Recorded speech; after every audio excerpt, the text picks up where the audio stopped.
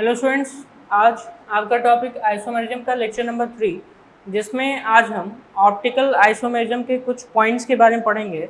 इससे पहले के लेक्चर में हमने आपको ज्योमेट्रिकल आइसोमेरिज्म यानी कि सिस ट्रांस आइसोमेरिज्म के अंतर्गत ईजेड नॉमेनक्लेचर और साथ ही साथ हमने ऑप्टिकल आइसोमेरिज्म के डेफिनेशन के बारे में बताया था। आज के इस लेक्चर में हम ऑप्टिकल आइसोमेरिज्म और कन्फॉर्मेशनल आइसोमेरिज्म के बारे में देखेंगे। ऑप्टिकल आइसोमेरिज्म के बारे में हमने आपको बताया था कि ऐसे कंपाउंड्स जिनमें फिजिकल या केमिकल प्रॉपर्टीज क्या हो, सेम हो, लेकिन उनमें प्लेन पोलराइज्ड लाइट या पोलराइज्ड लाइट के प्लेन को रोटेट कराने की एबिलिटी पाई जाए, यानी कि टेंडेंसी होती है, वो भी आइदर लेफ्ट और राइट साइड, तो उसे हम क्या कहते हैं, ऑप्टिकली एक्टिव या ऑप्टिकल आइसोमर का नाम देते हैं। और ऐसे आइसोमेरिज्म को ऑप्टिकल आइसोमेरिज्म या ऑप्टिकल एक्टिविटी का भी नाम दिया जाता है। ठीक है, इसी के साथ साथ आज के इस लेक्चर में सबसे पहले हम बात करेंगे कि जो ऑर्गेनिक कंपाउंड्स हैं वो ऑप्टिकल एक्टिविटी के बेसिस पर कितने पार्ट्स में बटे हुए हैं। तो on the basis of the study of optical activity, ध्यान रखिएगा, ऑन द ऑप्टिकल आइसोमर का आगे का पॉइंट हम बताने जा रहे हैं। On the basis of the study of optical activity, study of optical activity, okay, on the basis of the study of optical activity, the various organic compounds, the various organic compounds are divided into 3 types. 3 के अलावा यहाँ पे 4 types कर लेते हैं। 4 types, ये 4 types कौन कौन से हैं? सबसे पहला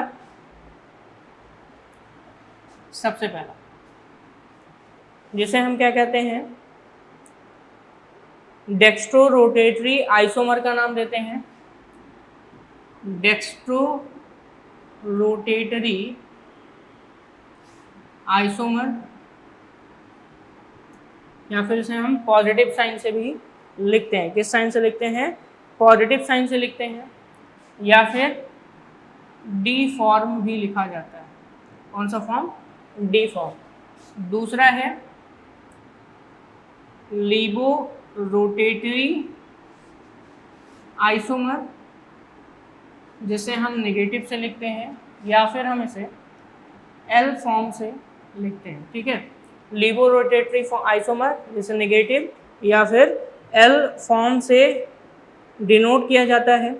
ठीक है, यानी कि डेक्स्ट्रो रोटेटरी आइसोमर वो होते हैं जो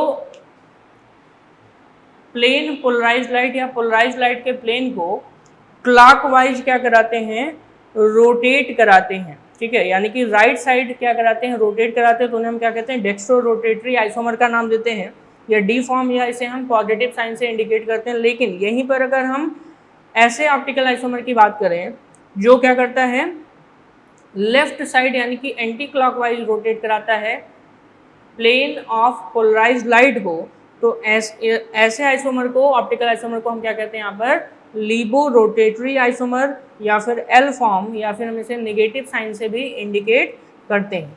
अब थर्ड जो यहाँ पे टाइप है वो आता है the optical powers of the above 2 isomers, यानी कि जो डी है और एल है, एबव 2 आइसोमर्स यानी कि डी फॉर्म और L form. The optical powers of the above 2 isomers are equal in magnitude but opposite in sign. आप देख रहे हैं, ठीक है, तो थर्ड पॉइंट में आपको समझना पड़ेगा optical power of D and L form isomers are equal in magnitude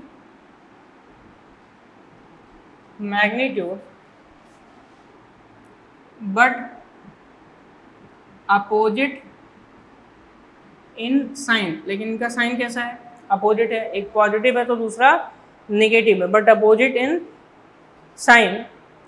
तो इन्हीं का अगर हम इक्विमोलर मिक्सचर इन दोनों फॉर्म का ले लें, ठीक है, the equimolar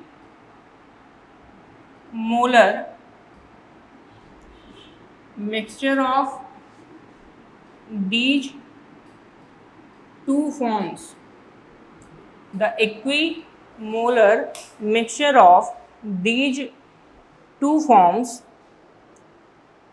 therefore will be optically inactive,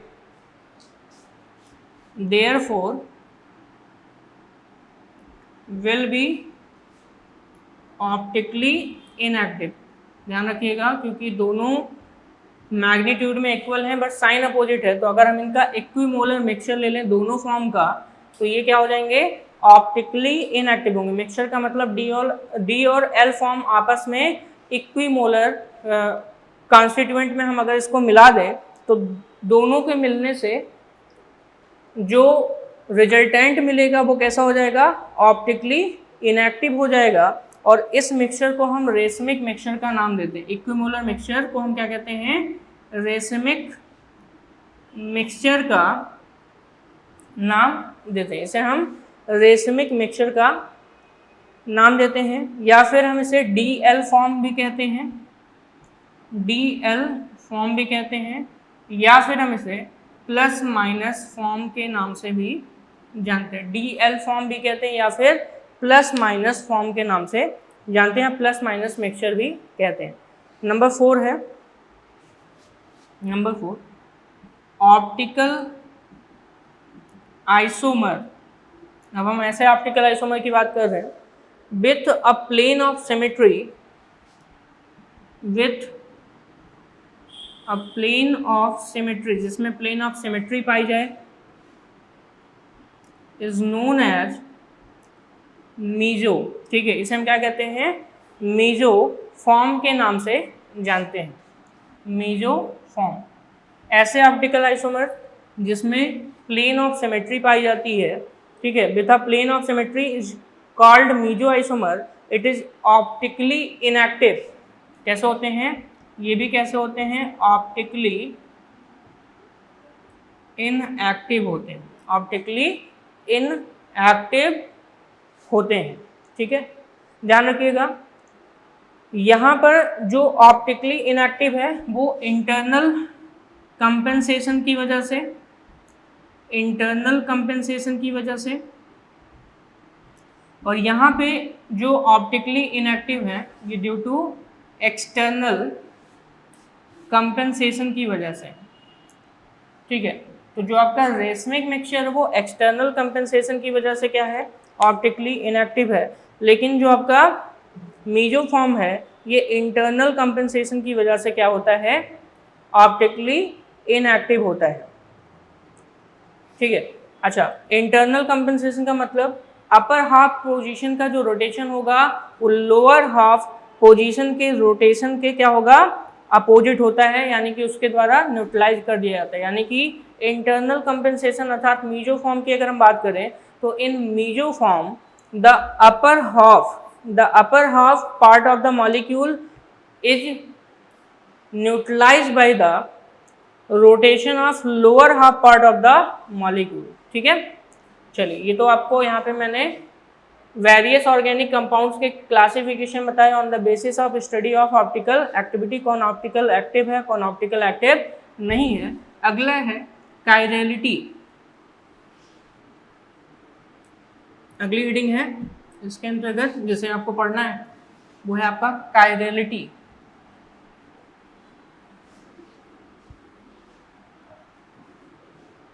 ठीक है,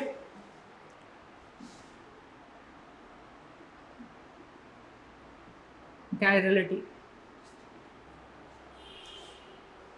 तो अगर कायरलिटी की बात करें, a molecule is said to be chiral or dissymmetric if it does not possess any element of symmetry and not superimposable on its mirror image।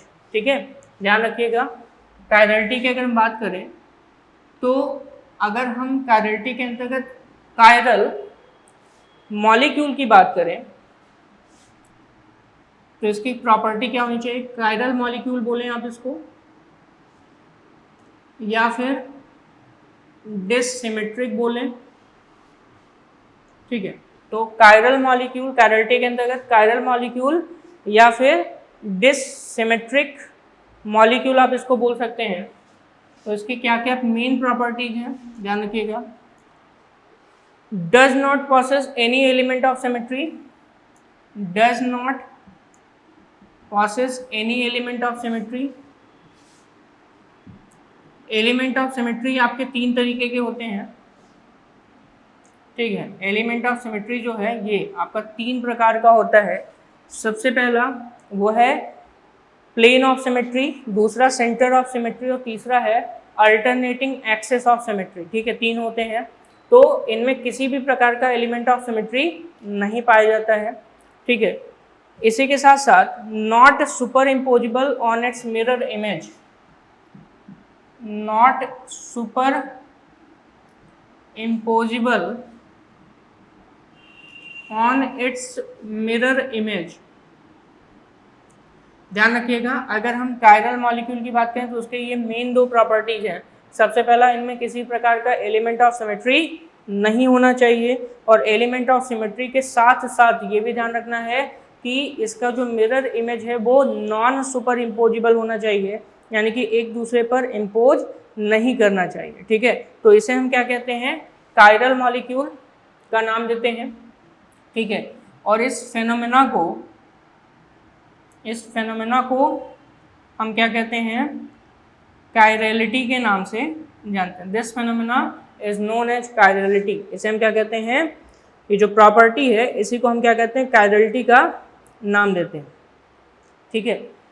इसी के opposite अगर हम देखें तो अगर मॉलिक्यूल्स में मिरर इमेज क्या है? सुपर इम्पोजिबल है, तो उसे हम एकाइरल या नॉन डिसिमेट्रिक या सिमेट्रिक मॉलिक्यूल का नाम देते हैं, ठीक है। इफ सुपर इम्पोजिबल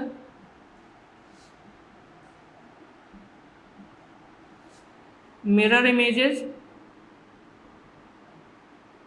तो इसे क्या कहेंगे? अकाइरल, ठीक है। साथ ही साथ इसे हम कहते हैं, ठीक है। एक तो हो गया आपका एकाइरल मॉलिक्यूल भी कह सकते हैं हम इसको। एकाइरल मॉलिक्यूल के अलावा इसे हम नॉन डिसिमेट्रिक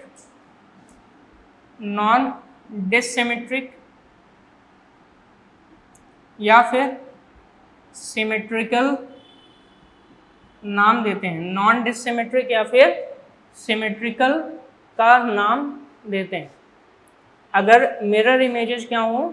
सुपर इम्पोजिबल हो, तो ऐसा हम इसे कहेंगे। बट अगर कायरलिटी पढ़नी है तो यहाँ पे ये दो पॉइंट ध्यान रखने हैं। Mirror images non super imposable होनी चाहिए, और साथ ही साथ किसी भी प्रकार की एलिमेंट ऑफ सिमेट्री नहीं पाई जानी चाहिए, ठीक है। चलिए, नॉन सुपर इम्पोजिबल का मतलब आप समझ लें। मान लेते हैं ये P है और इसका मिरर इमेज हम देखेंगे तो कुछ इस तरीके से बनेगा। लेकिन अगर हम सुपर इम्पोजिबल इमेज की बात करें तो A का इमेज इसी तरीके से बनता है, तो ये कैसा हो गया? Super imposable. सुपर इम्पोजिबल का मतलब जो इसका मिरर इमेज है सेम उसी तरीके से जैसे आपका पहला इमेज है, ठीक है। और यहीं पे ये ऑब्जेक्ट है और ये इसका इमेज है, तो इमेज इस पर अगर आप रखेंगे तो एक प्लेन इसका इस तरफ निकला हुआ होगा और एक प्लेन इस तरफ निकला हुआ होगा, तो ये एक तरीके से अगर देखेंगे तो नॉन सुपर इम्पोजिबल होता है, ठीक है। तो non super imposable chirality show करते हैं, कायरल मॉलिक्यूल्स होते हैं, और जो सुपर इम्पोजिबल होते हैं वो एकाइरल, नॉन डिसिमेट्रिक या सिमेट्रिकल कहलाते हैं, ठीक है। अब अगले टॉपिक की तरफ चलते हैं, इसे हम कहते हैं एलिमेंट ऑफ सिमेट्री। अगला है एलिमेंट ऑफ सिमेट्री।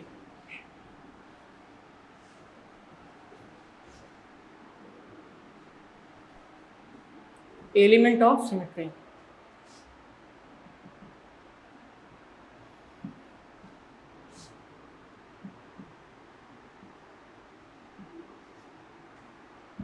ठीक है। तो एलिमेंट ऑफ सिमेट्री टोटल तीन है। पहला है वो है plane of symmetry, plane of symmetry. दूसरा है यहाँ पर जिसे हम कहते हैं centre of symmetry, centre of symmetry. और तीसरा है जिसे हम कहते हैं alternating axis of symmetry, alternating axis of symmetry का नाम देते हैं। प्लेन ऑफ सिमेट्री हो गया, सेंटर ऑफ सिमेट्री हो गया और alternating axis of symmetry. Plane of symmetry को डिफिनीशन या डिफाइन करने का कुछ अलग तरीका है। कैसे करेंगे हम डिफाइन, तीनों को हम डिफाइन यहाँ पे करेंगे। तो प्लेन ऑफ सिमेट्री का मतलब it may be defined as a plane which divides a molecule into equal parts. ठीक है, एक प्लेन होना चाहिए और उस प्लेन के अबाउट जो मॉलिक्यूल है वो दो इक्वल पार्ट्स में अगर डिवाइड हो जाता है, ठीक है, तो इसे हम क्या कहेंगे, प्लेन ऑफ सिमेट्री का नाम देते हैं, ध्यान रखिएगा। और प्लेन ऑफ सिमेट्री में जो दोनों पार्ट्स में बटा हुआ है उसमें से एक ऑब्जेक्ट और दूसरा कैसा होना चाहिए, मिरर इमेज होना चाहिए। ठीक है, तो प्लेन ऑफ सिमेट्री कुछ इस तरीके से COH COOH, ये आपका H हो गया, COH ये आपका H हो गया और ये क्या हो गया COOH। तो इस तरीके से देख रहे हैं आप, ये एक प्लेन है, इस प्लेन में अगर हम इसको डिवाइड करेंगे तो दो इक्वल हाफ्स बन रहे हैं, एक इधर का और एक इधर का। इस प्लेन के दोनों तरफ दो इक्वल हाफ्स हो गए और इसी को हम बोलते हैं प्लेन ऑफ सिमेट्री। ठीक है, इसे क्या कहते हैं, प्लेन ऑफ सिमेट्री। और ये एक दूसरे के मिरर इमेजेस भी हैं। ठीक है, इसे हम क्या कहते हैं, प्लेन ऑफ सिमेट्री का नाम देते हैं। Centre of symmetry, it may be defined as a point in the molecule through which if a line is drawn in one direction and extended to equal distance in opposite direction, it meets another similar group or atom। इसे हम क्या कहते हैं यहाँ पर, centre of symmetry का नाम देते हैं। तो सेंटर ऑफ सिमेट्री में एक पॉइंट है और उस पॉइंट वो भी कहाँ है, मॉलिक्यूल में एक पॉइंट है।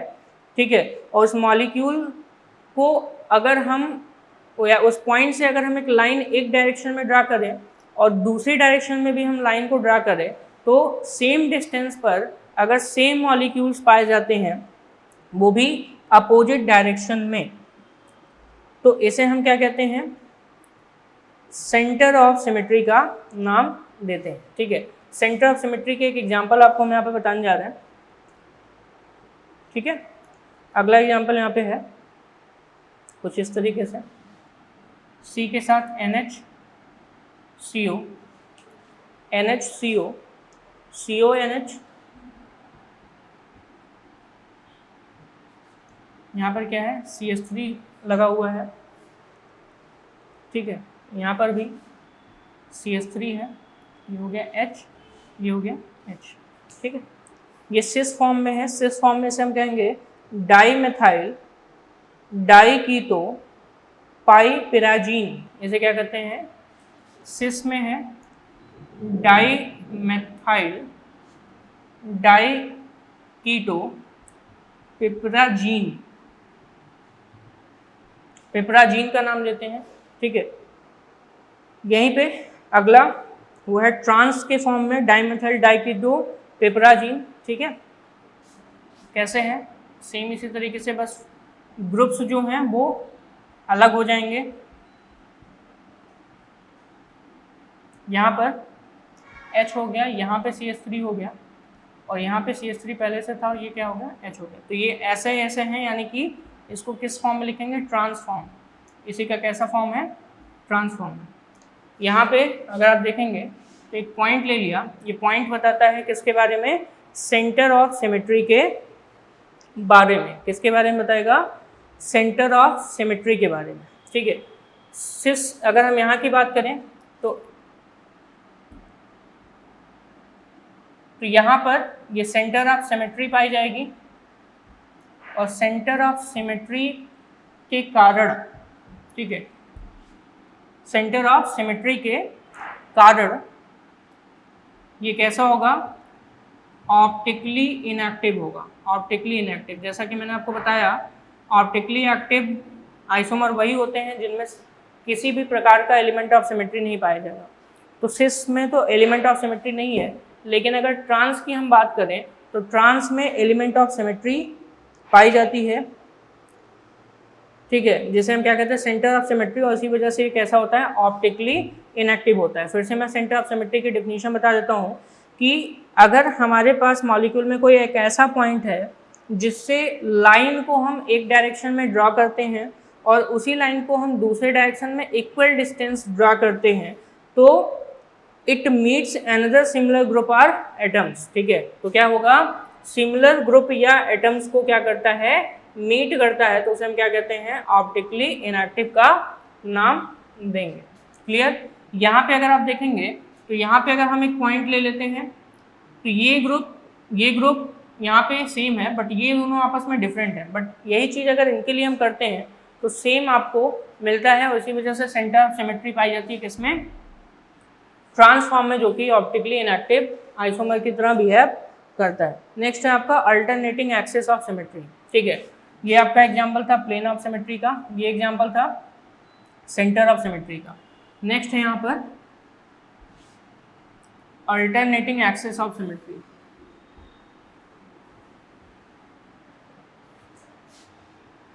ठीक है।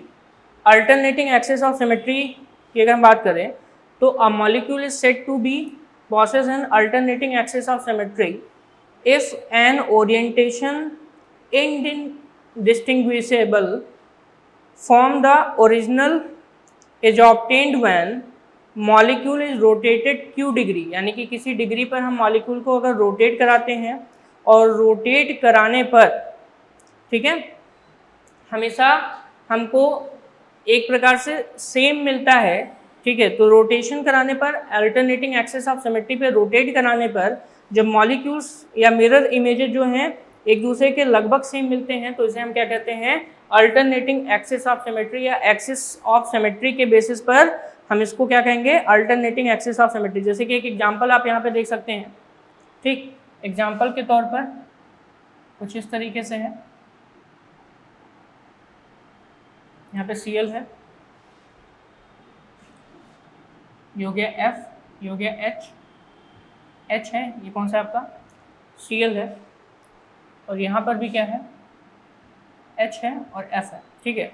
हम यहाँ पर 180 डिग्री रोटेशन करा रहे हैं around axis, 180 degree rotation around axis, 180 degree rotation around axis कराने पर होगा क्या, कुछ इस तरीके से Cl अंदर की तरफ आ जाएगा, यहाँ पे Cl, यहाँ पे हाइड्रोजन, ये आपका F हो जाएगा, ये कैसा होगा H हो जाएगा, ये भी आपका F और ये H, और यहाँ पे Cl अंदर और H क्या हो गया बाहर, ठीक है। तो ये 180 डिग्री रोटेशन अराउंड एक्सिस कराने पर आपको मिलता है, ठीक है।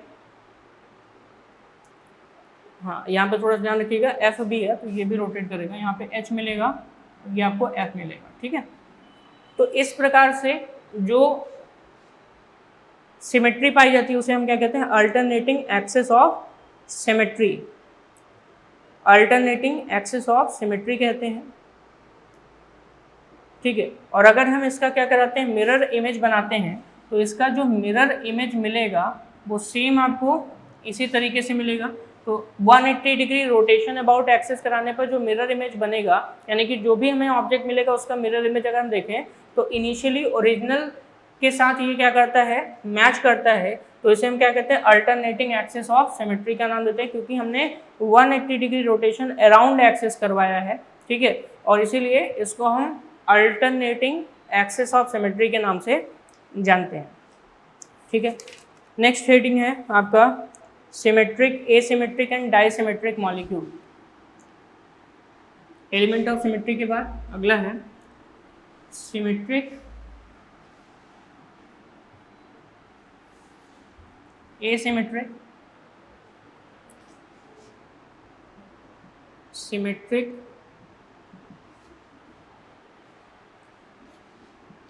एसिमेट्रिक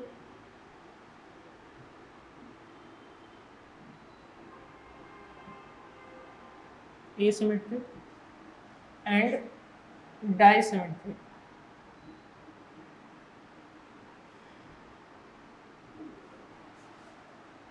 ठीक है,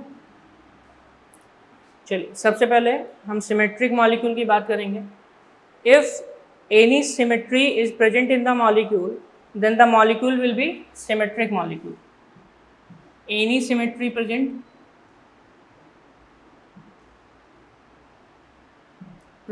तो इसे हम क्या कहेंगे, सिमेट्रिक मॉलिक्यूल का नाम देते हैं। एसिमेट्रिक या फिर सबसे पहले डाइसिमेट्रिक मॉलिक्यूल की बात कर लें। Molecules will be a dissymmetric if it has no plane of symmetry, no centre of symmetry. Dissymmetric किसे कहेंगे, डिसिमेट्रिक किसे कहेंगे, no plane of symmetry, no centre of symmetry, no, ध्यान रखिएगा, नो सेंटर ऑफ सिमेट्री। अगला है no alternating axis of symmetry, no alternating axis of symmetry. तो इसे हम क्या कहते हैं, डिसिमेट्रिक मॉलिक्यूल्स का नाम देते हैं। यहीं पे एसिमेट्रिक मॉलिक्यूल की अगर हम बात करें तो ये एक प्रकार का डिसिमेट्रिक मॉलिक्यूल है, having at least one asymmetric carbon. Dissymmetric molecule having at least one asymmetric carbon, जिसमें कम से कम एक एसिमेट्रिक कार्बन हो, तो उसे हम क्या कहेंगे, यहाँ पर एसिमेट्रिक मॉलिक्यूल का नाम देते हैं। ठीक है, जितने भी एसिमेट्रिक मॉलिक्यूल्स होते हैं वो डाइसिमेट्रिक के अंतर्गत आते हैं, लेकिन सभी डाइसिमेट्रिक मॉलिक्यूल्स एसिमेट्रिक नहीं कहलाते हैं। एग्जाम्पल के तौर पर आप यहाँ पे देख सकते हैं COOH, CHOH के साथ अगला भी है वह COH H, और यहाँ पे हमने एक और ग्रुप ले लिया जिसका नाम है C6H5।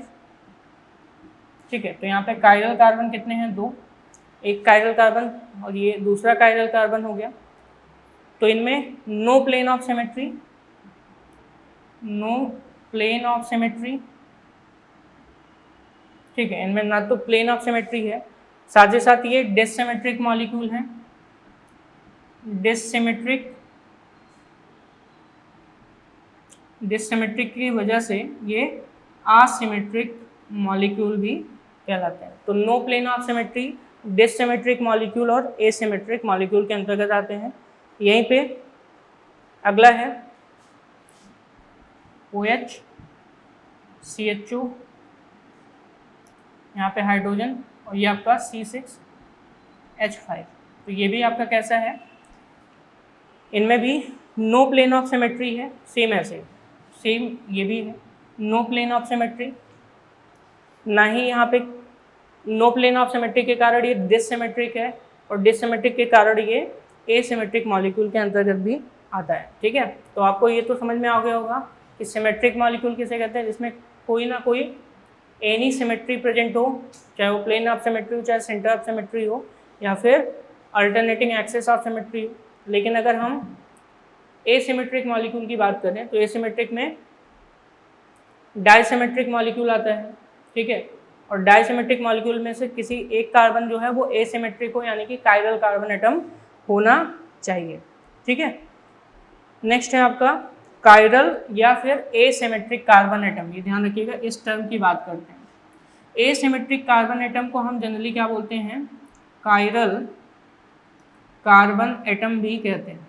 कायरल कार्बन एटम उन्हें कहा जाता है जिनमें कार्बन के चारों ग्रुप, यानी कि फोर ग्रुप्स जो हैं, यानी कि कार्बन की जो वैलेंसी है वो 4 डिफरेंट ग्रुप से अगर सेटिस्फाइड होती है तो उसे हम कायरल या एसिमेट्रिक कार्बन एटम कहते हैं। उसे हम जनरली स्टार से डिनोट करते हैं, यानी कि कुछ इस तरीके से, ध्यान से देखिए, कार्बन है ये आपका A, तो यहाँ पर कार्बन से जुड़े हुए जितने भी ग्रुप्स हैं सभी डिफरेंट हैं, और इस कार्बन को हम कायरल या एसिमेट्रिक कार्बन के नाम से जानेंगे। अगर कायरल कार्बन एटम है तो वो ऑप्टिकल आइसोमेरिज्म शो करता है। ध्यान रखिए, ऑप्टिकल आइसोमर्स या ऑप्टिकल आइसोमेरिज्म वही कंपाउंड शो करते हैं जिनमें किसी भी प्रकार की सिमेट्री नहीं पाई जाती, एलिमेंट ऑफ सिमेट्री। और साथ ही साथ ये भी ध्यान रखना है कि ऐसे ऑर्गेनिक कंपाउंड्स जिनमें जो मिरर इमेजेस होते हैं वो कैसे होते हैं, नॉन सुपर इम्पोजिबल होते हैं, तो वही आपके क्या करते हैं, ऑप्टिकल आइसोमर्स शो करते हैं। ठीक है, इसके साथ साथ अब हम लोग अगले टॉपिक पे चलते हैं जिसे कहा जाता है कन्फॉर्मेशनल आइसोमेरिज्म। ठीक है, आपने अभी तक स्ट्रक्चरल आइसोमेरिज्म पढ़ लिया है। स्ट्रक्चरल आइसोमेरिज्म के जो 6 टाइप्स थे इनके बारे में बताया, ज्योमेट्रिकल आइसोमर्स और ऑप्टिकल आइसोमर्स भी पढ़ लिया। नेक्स्ट टॉपिक है आपका वो है कन्फॉर्मेशनल आइसोमर्स। ठीक है,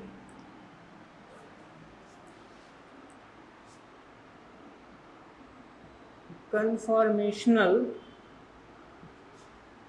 आइसोमेरिज्म। ठीक है, कन्फॉर्मेशनल आइसोमेरिज्म। कन्फॉर्मेशनल आइसोमेरिज्म की डिफिनीशन सबसे इम्पॉर्टेंट है क्योंकि बहुत बार ये पूछा गया है, ठीक है, एग्जाम में। कन्फॉर्मेशनल आइसोमर्स की अगर हम डिफिनीशन देखें तो the different arrangement of atoms in a molecule which can be obtained due to rotation about carbon-carbon single bond। ध्यान रखिएगा, the different arrangements of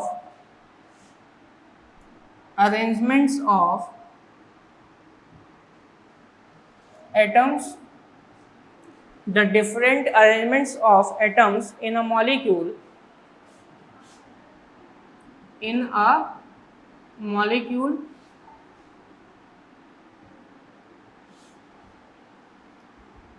which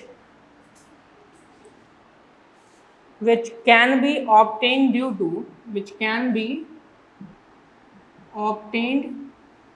due to rotation about carbon-carbon single bond, obtained due to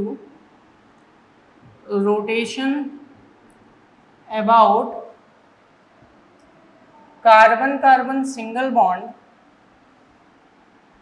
ठीक है, is known as conformational isomers या जिन्हें conformers के नाम से भी जानते हैं, और साथ ही साथ इन्हें रोटेशनल आइसोमर्स या रोटामर्स भी कहते हैं। ठीक है, ध्यान रखिए, इन्हें हम also known as rotational isomers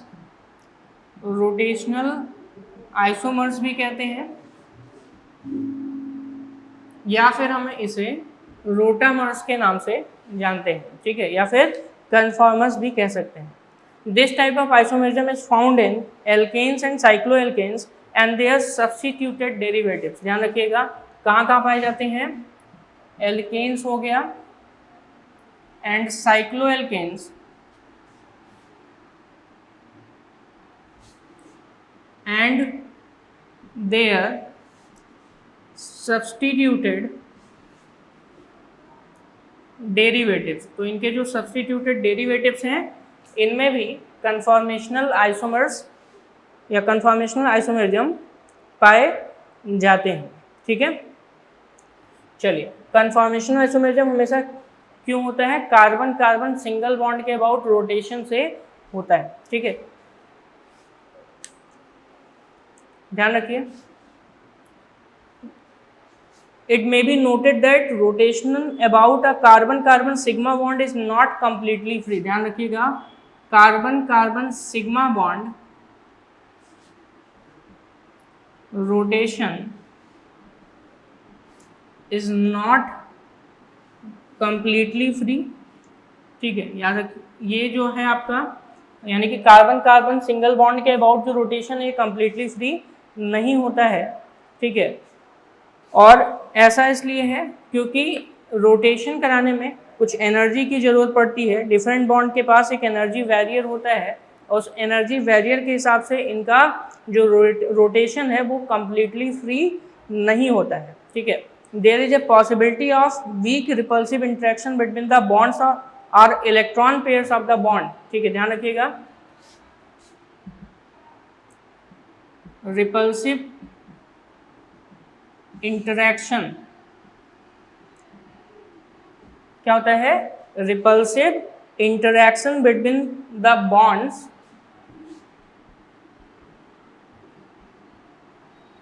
or electron pairs between the bonds or electron pairs of the bond on adjacent carbon atom on adjacent carbon atoms। तो adjacent carbon atoms के बीच जो बॉन्ड बनता है उसमें जो इलेक्ट्रॉन पेयर्स हैं उनमें repulsive interaction होने के कारण जनरली जो रोटेशन है वो कम्प्लीटली फ्री नहीं हो पाता। इसका रीजन मेन पॉइंट नीचे है कि क्यों कार्बन कार्बन सिंगल बॉन्ड के लिए जो रोटेशनल है वो कम्प्लीटली फ्री क्यों नहीं है, तो उसका मेन जो रीजन है वो ये है, रिपल्सिव इंटरैक्शन है। किसके बीच? बिटवीन द बॉन्ड्स और electron pairs of the bond on adjacent carbon atoms, यानी कि कार्बन कार्बन के बीच जो इलेक्ट्रॉन का पेयर है इनमें रिपल्सिव इंटरेक्शन होता है जिसके कारण कंप्लीटली फ्री रोटेशन नहीं हो पाता है। और इस टाइप के रिपल्सिव इंटरेक्शन को हम कहते हैं टॉर्सनल स्ट्रेन। ध्यान रखिएगा, इस प्रकार के रिपल्सिव इंटरेक्शन को हम क्या कहते हैं? टॉर्सनल स्ट्रेन का नाम देते हैं। कौन सा नाम देते हैं? टॉर्सनल स्ट्रेन का नाम देते हैं। क्लियर? नेक्स्ट हेडिंग है वो है आपका representation of conformation. Conformation isomers के रिप्रेजेंटेशन।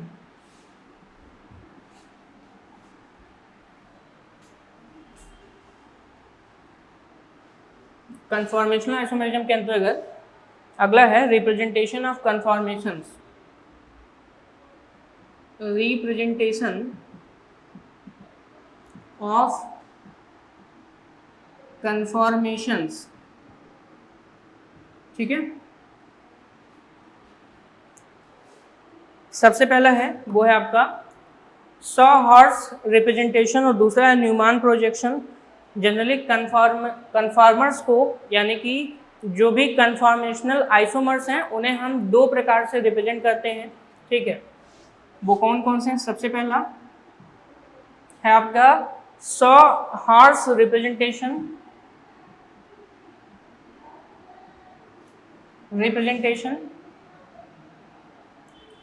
और दूसरा है वो है आपका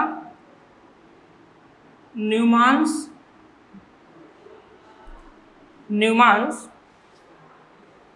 प्रोजेक्शन या न्यूमैन प्रोजेक्शन भी कहते हैं इसको हम, न्यूमैन प्रोजेक्शंस के नाम से जानते हैं। तो सबसे पहला है सॉ-हॉर्स रिप्रेजेंटेशन और दूसरा है न्यूमैन प्रोजेक्शन। ठीक है, सॉ-हॉर्स रिप्रेजेंटेशन में अगर हम देखें तो in this projection the molecule is viewed along the axis. कहाँ पे? Along the axis of the model from an oblique angle. ठीक है, सॉ-हॉर्स रिप्रेजेंटेशन में जनरली एक हम एग्जाम्पल बताने जा रहे हैं आपको, वो कुछ इस तरीके से है। कार्बन कार्बन, यहाँ पे भी हाइड्रोजन है, ये हाइड्रोजन इस तरीके से। ठीक है, और सेम काम यहाँ पे भी, ये हो गया आपका। तो इस तरीके का रिप्रेजेंटेशन जनरली किसमें होता है? सॉ-हॉर्स रिप्रेजेंटेशन में किया जाता है। ठीक है, ध्यान रखिए, अगर एक आपने इस तरीके से बनाया यानी कि इधर का कार्बन से जुड़े हुए जो आपके एटम्स हैं वो इस तरीके से जुड़े हुए हैं, तो दूसरे कार्बन से रिलेटेड आपको इस तरीके से दिखाना होता है। ठीक है, ध्यान रखिए। तो ये जो प्रोजेक्शन है इसे सॉ-हॉर्स रिप्रेजेंटेशन के नाम से जानते हैं। ठीक है, और इसे जनरली हम अलोंग द एक्सिस व्यू करते हैं, व्यूड अलोंग द एक्सिस। सबसे पहला पॉइंट है व्यूड अलोंग द एक्सिस, इसे हम एक्सिस के अलोंग व्यू करते हैं। सेंट्रल कार्बन कार्बन जो सिंगल बॉन्ड है इसे जनरली हम तिरछा यानी कि स्लैंटली इसको हम ड्रा करते हैं। याद रखिए, इसमें क्या करते हैं? कार्बन कार्बन जो सिंगल बॉन्ड है इसको थोड़ा सा स्लैंटली ड्रा किया जाता है। Central carbon carbon bond is drawn as a straight line slightly tilted to right for the clarity, यानी कि इसको थोड़ा सा हम लोग इस तरीके से ड्रा करते हैं, ठीक है, जैसा कि मैंने आपको अभी डायग्राम में दिखाया है, ठीक है। The front carbon is shown as the lower left hand carbon, ये जो नीचे का कार्बन है ये क्या है, front carbon. This carbon is known as front carbon, ठीक है। Front carbon is shown as the lower left hand carbon and the rear carbon is shown as the upper right hand carbon, यानी कि ये कैसा है, rear carbon। rear carbon का मतलब back side carbon इसे हम कहते हैं, और ये फ्रंट कार्बन है यानी कि सामने का जो कार्बन होता है उसे हम क्या कहते हैं, यहाँ पे फ्रंट कार्बन कहते हैं। क्योंकि कार्बन कार्बन सिंगल बॉन्ड है तो दो तरीके कार्बन है, एक फ्रंट हो गया एक बैक साइड हो गया, तो इसको दिखाने के लिए जनरली हम क्या करते हैं, इस तरीके से थोड़ा सा स्लाइटली तिरछा बनाते हैं ताकि सभी बॉन्डिंग यहाँ पे आसानी से क्या हो सके, क्लियर हो सके, ठीक है। जनरली जो हर एक कार्बन के पास 3 बॉन्डिंग है, चूंकि आप यहाँ पे देख रहे हैं कि कार्बन कार्बन अगर सिंगल बॉन्ड है तो यहाँ पे 3 बॉन्डिंग खाली हैं, तो ये जो 3 बॉन्डिंग यहाँ पे खाली हैं इनको दिखाने के लिए हम सीधे सीधे लाइन का प्रयोग करते हैं और लाइन से ही हम हाइड्रोजन को जोड़ देते हैं, ठीक है। तो ये तो बात हो गई आपके साहार्स प्रोजेक्शन के बारे में। यहीं पे अब हम बात करेंगे न्यूमैन्स प्रोजेक्शन के बारे में। न्यूमैन्स प्रोजेक्शन एक सिंपल मेथड है कन्फॉर्मेशंस को रिप्रेजेंट करने का। In this method the molecule is viewed from the front along the carbon carbon bond axis. मतलब अभी तक हम ऐसे देख रहे थे, अभी तक हम ऐसे देख रहे थे, ये था एक कार्बन, ये फ्रंट, ये रियर कार्बन था, यहाँ पर ये आपका कैसा है, बैक फ्रंट कार्बन है, और यहाँ पर हमने बॉन्डिंग दिखाई है तो इस तरीके की बॉन्डिंग दिखा दी, और रियर कार्बन के लिए बॉन्डिंग इस तरीके से दिखा दी, ठीक है। तो ये था आपका अभी तक ये साहार्स रिप्रेजेंटेशन था कन्फॉर्मेशन आइसोमर के लिए। लेकिन अगर हम न्यूमैन प्रोजेक्शन की बात करेंगे तो न्यूमैन प्रोजेक्शन को जनरली हम सीधे देखेंगे इस तरीके से, ठीक है, जहाँ पे मैं देख रहा हूँ। तो इस तरीके से देखने पर इसी के जस्ट पीछे कौन सा होगा, रेयर वाला होगा। ये फ्रंट हो गया, इसके जस्ट पीछे रेयर हो गया। तो इसको रिप्रेजेंट करने का तरीका होता है, ध्यान रखिएगा, इसको रिप्रेजेंट करने का कुछ तरीका इस तरीके से है, और ये आपका बीच में हम क्या बना देते हैं, डॉट बना देते हैं, ठीक है। तो generally the 2 carbon atom forming the sigma bond are represented by 2 circles, one behind the other, so that only the front carbon is seen। यानी कि 2 सर्कल से क्या करते हैं, जनरली इसको हम रिप्रेजेंट करते हैं। इनमें से अगर हम देखें तो सिर्फ और सिर्फ फ्रंट कार्बन दिखता है, लेकिन बैक कार्बन यहाँ पे दिखाई नहीं देता है, ठीक है। चलिए देखते हैं। तो ये हो गया आपका, इस तरीके से एक सर्किल बना दिया, और एक सर्किल बनाने का मतलब ये फ्रंट कार्बन बताएगा, और फ्रंट कार्बन के बाद इसके पीछे का जो पॉइंट होगा वो हमें क्या बताएगा, बैक कार्बन को बताता है, ठीक है। फ्रंट कार्बन से एक हाइड्रोजन इस तरीके से, ये हो गया आपका फ्रंट कार्बन के लिए, ठीक है, या फिर आप इसको बैक कार्बन भी बना सकते हैं। और यहीं पर फ्रंट कार्बन का इस तरीके से प्रोजेक्शन, ये हाइड्रोजन, यहाँ भी हाइड्रोजन और यहाँ भी हाइड्रोजन। तो ये जो रिप्रेजेंटेशन है इसे न्यूमैन प्रोजेक्शन के नाम से जानते हैं। The 2 carbon atoms forming the sigma bond are represented by 2 circles, यानी कि इसमें 2 सर्किल बनते हैं, वन बिहाइंड द अदर, एक सर्किल हमेशा दूसरे के क्या बनती है, पीछे बनती है, so that only the front carbon is seen. ऐसे प्रोजेक्शन में सिर्फ और सिर्फ फ्रंट कार्बन दिखाई देता है, बैक कार्बन दिखाई नहीं देता है। The front carbon atom is shown by a point whereas the carbon further from the eye is represented by the circle, यानी कि यहाँ पे जो डॉटेड बना हुआ है इसका मतलब है फ्रंट कार्बन, और जो सर्किल से दिखाया गया है ये आपका है कौन सा, बैक कार्बन, ठीक है। न्यूमैन्स प्रोजेक्शन में जो पॉइंट से दिखाया गया है वो फ्रंट कार्बन है, और वहीं पे जो सर्किल से रिप्रेजेंट किया गया है उसे हम क्या कहते हैं, बैक कार्बन का नाम देते हैं, ठीक है। तो ये तो हो गया आपका न्यूमैन प्रोजेक्शन, और ये कौन सा हो गया, साहार्स रिप्रेजेंटेशन के बारे में हमने आपको बताया।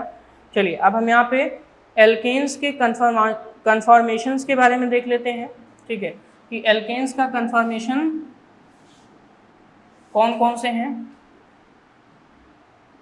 हेडिंग है आपका conformation of alkane, representation of conformation हमने बता दिया। नेक्स्ट है आपका conformations of alkane, conformations of alkane. Alkane के कन्फॉर्मेशन की बात करने जा रहे हैं, जिसमें से सबसे पहले हम बात करेंगे एथेन का, एथेन, ठीक है, एथेन का, ठीक। एथेन के जो जनरली कन्फॉर्मेशंस होते हैं ये मेनली दो हैं, वो कौन कौन से हैं, स्टैगर्ड कन्फॉर्मेशन और एक्लिप्स्ड कन्फॉर्मेशन। एक है स्टैगर्ड और दूसरा है एक्लिप्स। ध्यान दीजिएगा कुछ इस तरीके से,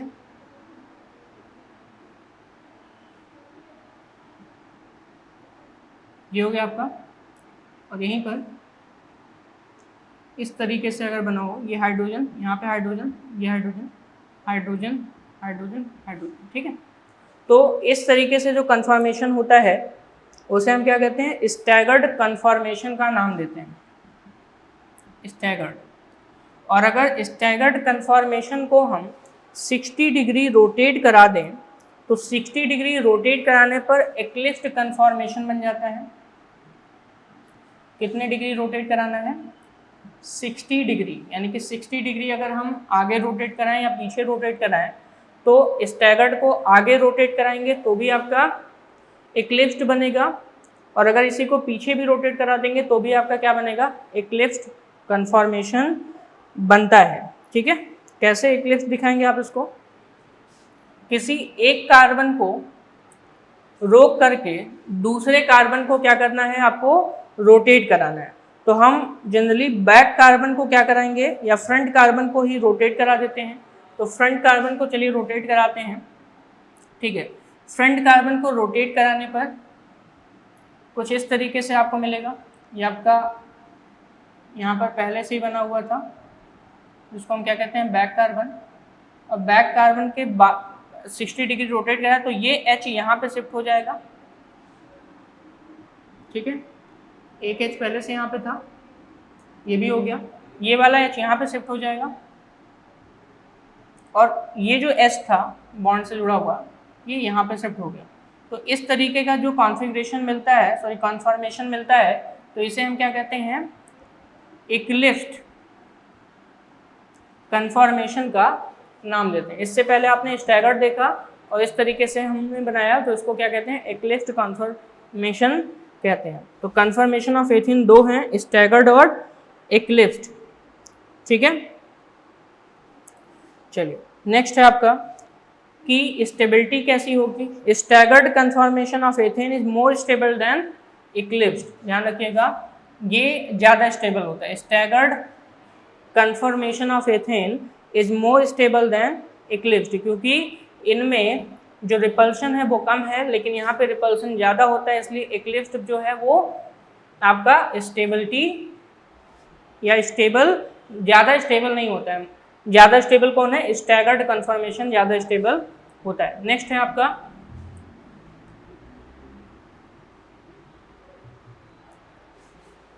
कन्फॉर्मेशन ऑफ साइक्लोएल्केन्स।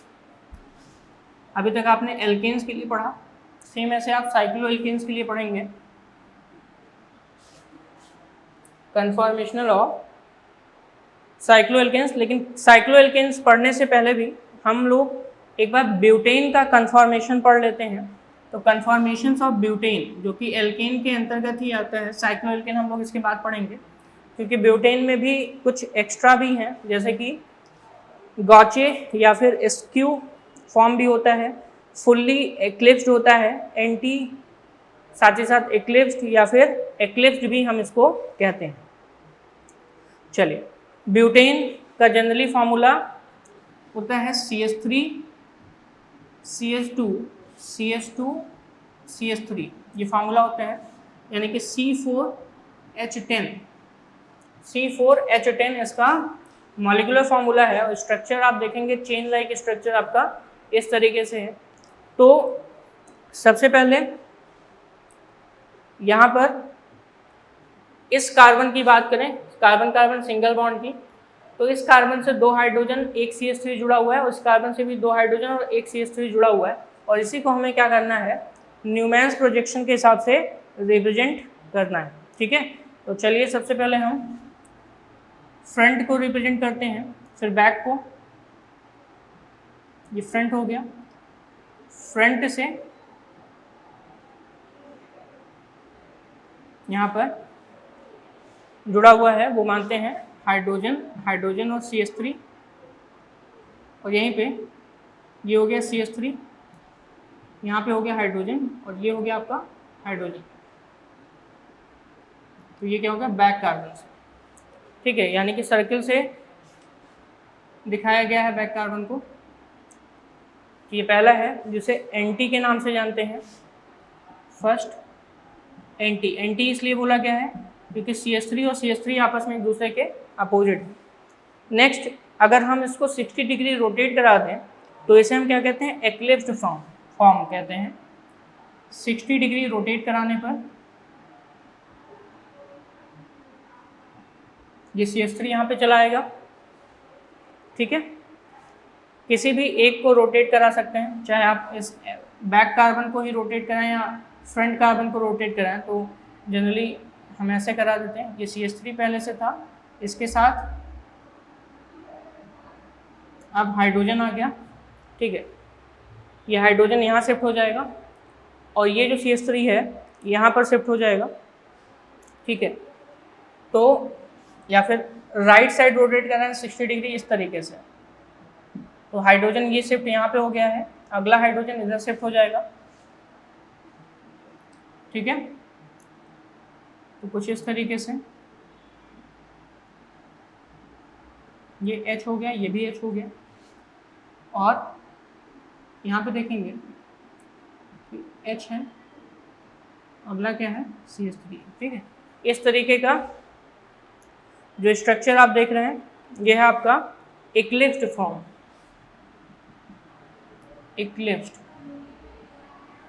एक्लिप्स्ड के बाद अगला है स्क्यू या गॉचे फॉर्म। स्क्यू और गॉचे फॉर्म की अगर हम बात करें तो ये CH3 है, यहाँ पे हाइड्रोजन है, यहाँ भी क्या है, हाइड्रोजन है। ठीक, और रोटेट कराने पर CH3 यहाँ पे शिफ्ट हो जाएगा। CH3 के बाद हाइड्रोजन यहाँ पे आ जाता है और एक हाइड्रोजन यहाँ पे शिफ्ट हो जाएगा।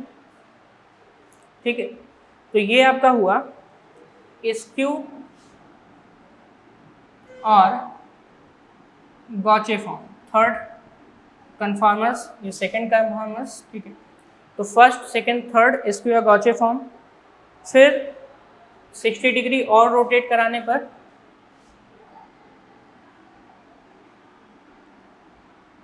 CH3, ये आपका H, यहाँ पर भी ये H, अगला यहाँ पे H हो जाएगा, ये भी H यहाँ पे पहुँच जाएगा, और यहाँ पर CH3।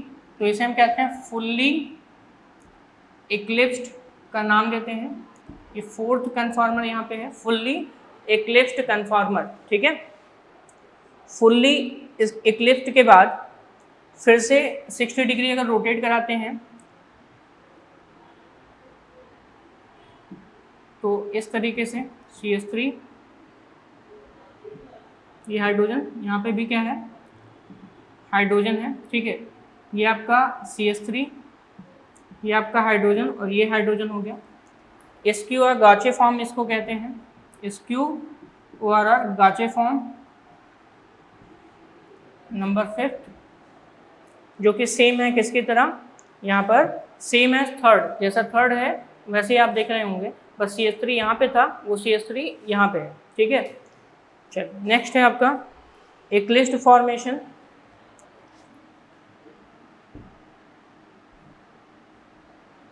CH3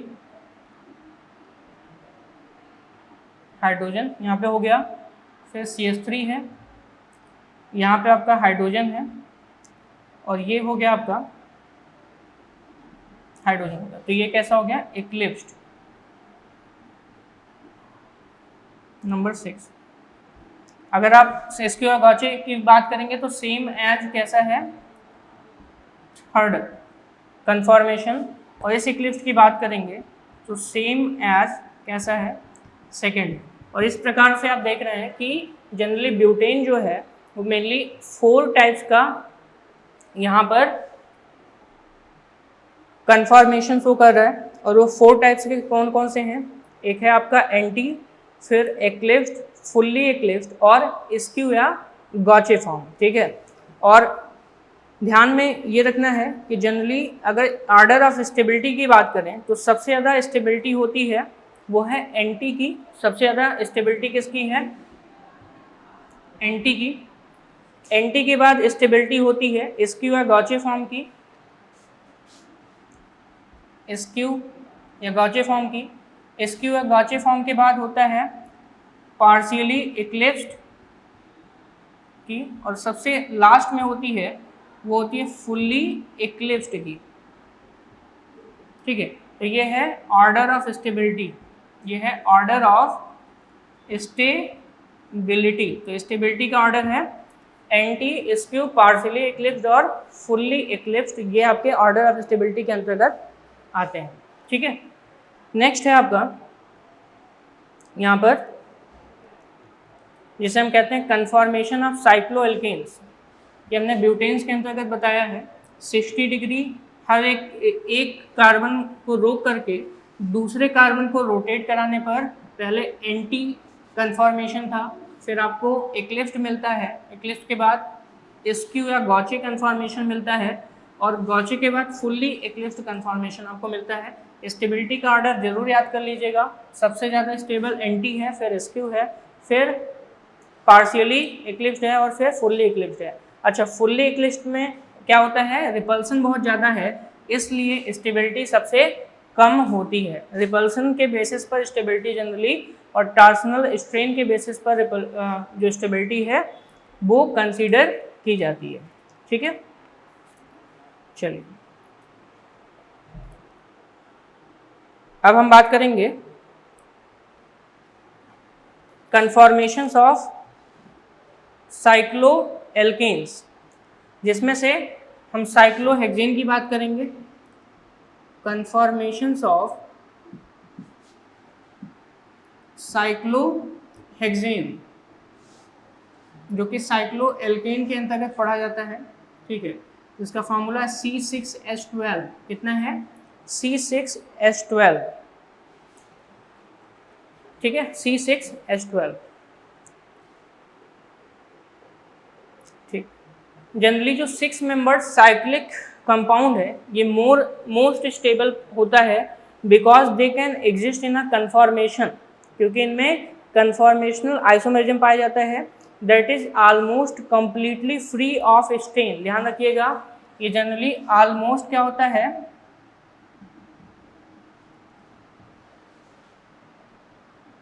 completely free of strain होता है, almost completely free of strain होता है, और इसलिए ये कैसा होता है? मोस्ट स्टेबल साइक्लिक कंपाउंड कहलाता है। 6 membered cyclic compounds are most stable generally होते हैं। ठीक है, और अगर मोस्ट स्टेबल 6 मेंबर्ड का जो कन्फॉर्मेशन है उसमें जिसमें कंप्लीटली फ्री ऑफ स्ट्रेन है तो वो है आपका चेयर कन्फॉर्मेशन। क्या है? Chair conformation. ठीक है, जो कि मोस्ट स्टेबल कन्फॉर्मेशन के अंतर्गत आता है। ठीक है, और चेयर कन्फॉर्मेशन कुछ इस तरीके से है। तो साइक्लोहेक्सेन का ये सबसे मोस्ट स्टेबल कन्फॉर्मेशन है जिसे हम क्या कहते हैं? Chair conformation. इसके अलावा साइक्लोहेक्सेन में 3 और कन्फॉर्मेशन पाए जाते हैं, जिनमें से एक है आपका बोट कन्फॉर्मेशन, साथ ही साथ हाफ चेयर और ट्विस्ट बोट के नाम से भी है। ठीक है, नेक्स्ट है आपका बोट कन्फॉर्मेशन। तो बोट कन्फॉर्मेशन जनरली कुछ इस तरीके से होता है।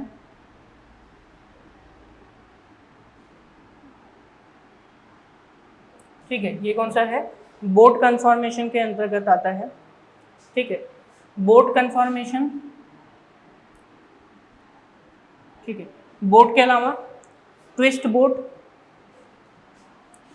बोट के अलावा आपका है वो है ट्विस्ट बोट।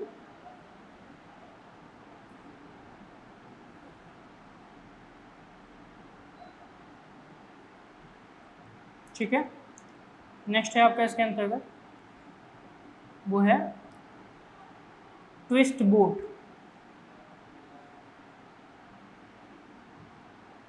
ठीक है, यहाँ पर एक पॉइंट, ये दोनों पॉइंट थोड़ा सा घुमाओ यहाँ पे है, और ये आपका ट्विस्ट बोट कन्फॉर्मेशन होता है, ट्विस्ट बोट। ठीक है, ट्विस्ट बोट के अलावा half chair conformation, twist boat के अलावा हाफ चेयर कन्फॉर्मेशन, ये है हाफ चेयर कन्फॉर्मेशन। ठीक है, तो कन्फॉर्मेशन ऑफ साइक्लोहेक्सेन की अगर हम बात करें तो इसमें सबसे स्टेबल कौन सा है, चेयर कन्फॉर्मेशन, क्योंकि कंप्लीटली फ्री ऑफ स्ट्रेन होता है, इसमें किसी प्रकार का स्ट्रेन नहीं पाया जाता है। इसके अलावा मैंने भी बताया बोट कन्फॉर्मेशन भी होते हैं। ठीक है, इसमें जो हाइड्रोजन लगे होते हैं इनको हम फ्लैग पोल हाइड्रोजन भी कहते हैं। बोट कन्फॉर्मेशन में जो हाइड्रोजन है इन्हें हम नाम देते हैं फ्लैग पोल हाइड्रोजन। इन्हें क्या नाम देते हैं, फ्लैग पोल हाइड्रोजन। ये आपका ट्विस्ट बोट कन्फॉर्मेशन है और ये आपका हाफ चेयर कन्फॉर्मेशन है। स्टेबिलिटी की अगर हम बात करें तो सबसे ज़्यादा स्टेबल यहाँ पे है चेयर कन्फॉर्मेशन, चेयर के बाद आपका ट्विस्ट बोट कन्फॉर्मेशन। ठीक है, ट्विस्ट बोट के बाद बोट कन्फॉर्मेशन और बोट के बाद हाफ चेयर कन्फॉर्मेशन। ये होता है इनका ऑर्डर ऑफ स्टेबिलिटी। ठीक है, रिलेटिव स्टेबिलिटी जो 4 कन्फॉर्मेशन ऑफ साइक्लोहेक्सेन के हैं इनमें सबसे ज़्यादा स्टेबल है चेयर और सबसे कम स्टेबल है वो है कौन सा, हाफ चेयर, क्योंकि रिपल्शन सबसे ज़्यादा किसमें पाया जाता है, हाफ चेयर में पाया जाता है। ठीक है, इसी के साथ साथ आपका आइसोमेरिज्म का ये टॉपिक समाप्त होता है। Thank you so much.